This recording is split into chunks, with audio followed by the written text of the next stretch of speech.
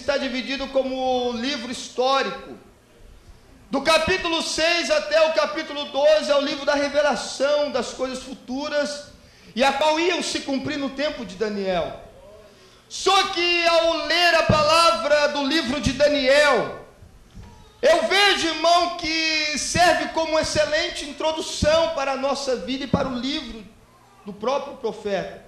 Porque a caminhada do profeta Daniel, irmão, está situada ou está ali focada no capítulo 1. O livro de Daniel ao seu todo, irmãos, ele está centralizado num versículo da Bíblia Sagrada.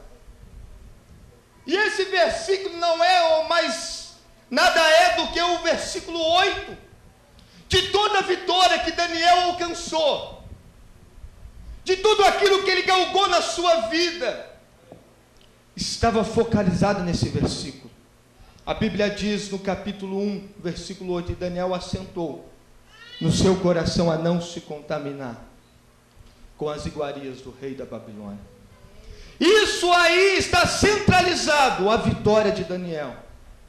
Porque se nós olhamos toda a história de Daniel, a Bíblia vai nos dizer que Daniel, irmão, fazia parte da linhagem real, tinha sangue azul nas veias. E a Bíblia vai nos dizer, irmãos, que Daniel ele foi cativo, junto com mais 10.000 de Judá, quando Nabucodonosor foi lá e sitiou Judá. Foi ele levado. Agora nós pensamos, irmãos, eu não quero aqui encher você de conhecimento, não, meu propósito não é esse nessa noite. Mas meu propósito é para você entender que tudo que nós alcançamos, tudo que nós somos, depende daquilo que nós tomamos como propósito dentro do nosso coração. Tudo que nós somos hoje, os irmãos que aqui estão na tribuna, os irmãos que estão na igreja, os irmãos chegaram até essa data, porque colocou dentro do seu coração um propósito, a não ser como o mundo é, a não contaminar as suas vestes, a sua vida com aquilo que está lá fora. É por isso que até hoje a igreja, ela está caminhando rumo ao céu. Sabe por quê? Porque ainda tem pessoas que não se curvaram a Baal. O livro de Daniel é uma inspiração para a igreja atual, irmãos. O livro de Daniel é uma inspiração para o irmão Tiago. Porque a Bíblia vai dizer, irmãos, que Daniel ele foi cativo. Agora você imagine comigo, não está na Bíblia. Agora você imagine comigo, dentro do meu coração. Você vê a sua cidade sendo queimada, o templo, que era o centro da adoração, sendo acabado, sendo posto por terra. Agora Daniel olhando para trás e vê todos os seus sonhos ficando lá para trás, olhando para frente, uma vida de escravidão, uma vida totalmente fora do seu convívio, numa terra ímpia, pagã, uma terra a qual não conhecia qual era o Deus de Daniel, a qual uma terra que não tinha os princípios que Daniel aprendeu dentro do templo de Deus. Não. Agora Daniel estava indo rumo a uma cidade que ele nem mesmo conhecia, mas mesmo assim Daniel não se dobrou. E eu quero titular essa mensagem nessa noite: o tempo da sua vitória. Olhe para o seu irmão com toda a autoridade que existe na vida do crente. Olhe para o seu irmão e diz: é tempo de vitória. É tempo de vitória. Daniel, quando ele foi cativo, segundo a história, ou os teólogos, assim você quiser entender, Daniel tinha na faixa etária mais ou menos dos 12 aos 14 anos. Era um adolescente que estava em descoberta, um adolescente que estava em desenvolvimento do seu caráter, estava à procura de se identificar com outra pessoa, porque segundo a psicologia, nós vamos entender que o adolescente ele está à procura de quem se espelhar.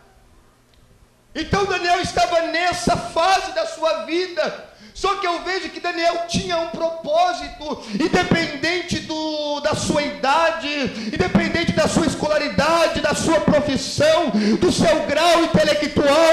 Ainda assim, irmãos, é tempo de eu e você, no nome de Jesus Cristo, que é fazer dentro do nosso coração aquilo que eu acredito. O que você acredita nessa noite? Eu posso ainda, irmão, colocar dentro do meu coração, independente da minha área, independente do meu convívio, se minha família tem cultura ou se não tem cultura, ainda assim é possível ser fiel a Deus ainda. Ainda você, como eu sou segundo da igreja do Santa Teresa, da subcongregação do Quiririm, e nós vemos muitas pessoas olhar e dizer assim: mas é difícil, irmãos, você está lá conversando e sair. Mas quando você tem propósito, irmãos, quando você tem alvo, pastor divino, quando você tem meta, nada nos tira, irmãos. As irmãs só estão aqui porque muitas têm um alvo. La serve comandar agarrar-se. Eu só estou aqui, irmão. Você pensa, não, eu nasci em berço evangélico, nasci.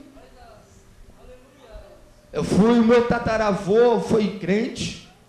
Ele doou o terreno lá para a Imaculada, construiu a igreja. O meu bisavô, Zé Maria, foi diácono, violino da Assembleia de Deus, Ministério de Taubaté.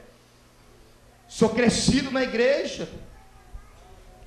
O meu tio, pastor Roberto Alves, sempre está falando algumas coisas, aprendo muito com ele, está passando uma fase difícil, está. Só que eu aprendo muita coisa, irmão, quando nós temos alvo, irmão, não tem nada que nos tira. Não tem. Eu fui para as drogas com 9 anos. Você fala, meu Deus, 9 anos fui. Minha primeira tatuagem foi com 10 anos, segunda com 11. Eu fumava, desculpa a forma de dizer para os irmãos, eu não quero contar meu testemunho só aqui, só para você entender.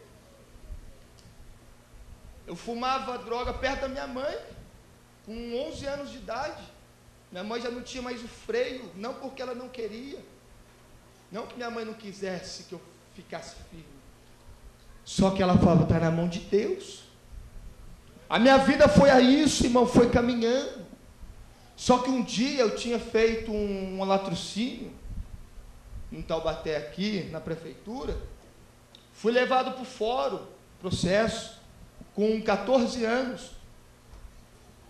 E dentro do processo, a carta de intimação, a última carta, estava escrita assim: você está sob a guarda da casa reformatória do menor de São Paulo, blá blá blá.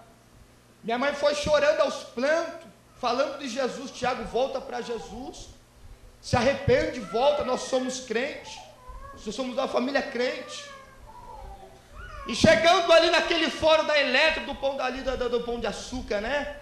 Aquele fórum, antigo fórum. E quando eu estava ali, estavam os policiais, aquele juiz ao meu lado, e ele falava, olha, você não roubou qualquer coisa, você roubou Taubaté. E minha mãe chorando aos prantos, para mim entrar mais na mensagem aqui, não estou fora. Quando minha mãe, ela começou a ouvir, e eu ao ouvir, eu comecei a cair em pranto, irmãos. Eu comecei a cair em desespero dentro do meu coração, e eu pensava, Deus, eu não quero a morte, também não quero cadeia para mim. Naquele dia, irmão, eu ajoelhei ali no meio do fórum, perto da minha mãe, levantei minha mão para o céu, e falei, Senhor Jesus, não te conheço. E realmente, irmãos, quem é filho de crente não é porque é filho de pastor, pastorzinho é. Falei, Senhor Jesus, não te conheço, mas se o Senhor me tirar hoje daqui, te servirei.